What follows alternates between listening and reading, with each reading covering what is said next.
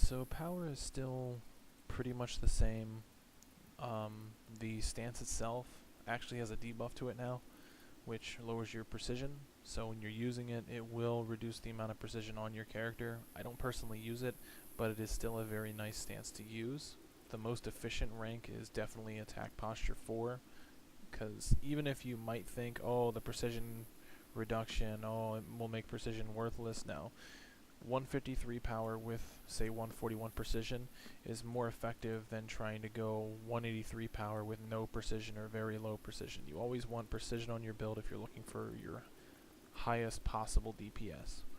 In terms of power versus precision on DPS in general, power is more efficient for DPS because it's a consistent thing versus precision, which is obviously a chance, because you don't know if it's 1 out of every 100 shots or 1 out of every 1,000 shots that you'll find out the exact number of critical hits.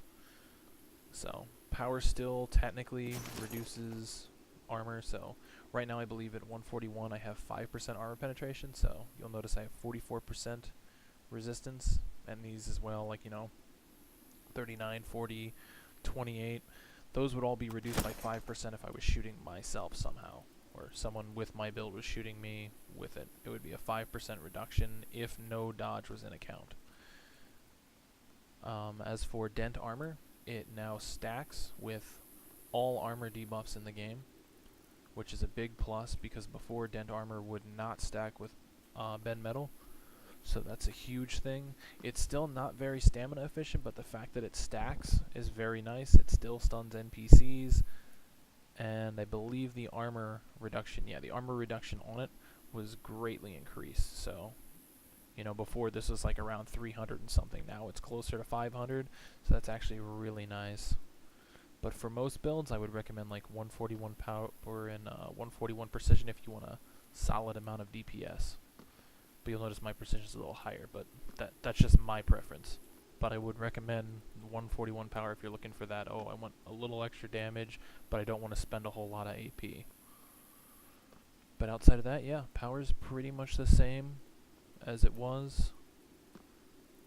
But after the 3.2 update, your dent armor got boosted, attack posture got a little bit of a nerf. You will notice that the power is a little higher, but that's because the scaling was reduced as well. So it pretty much equals out to the same, minus GTC and TC getting a nerf where they no longer affect power, which is global territory control, which is in the district, and global territory control, which is basically when your faction owns the most PvP influenced sectors, or sections I should say. And then you have territory control, which is in TC, which is when you obviously own a flag, you get 1 tier up to 4.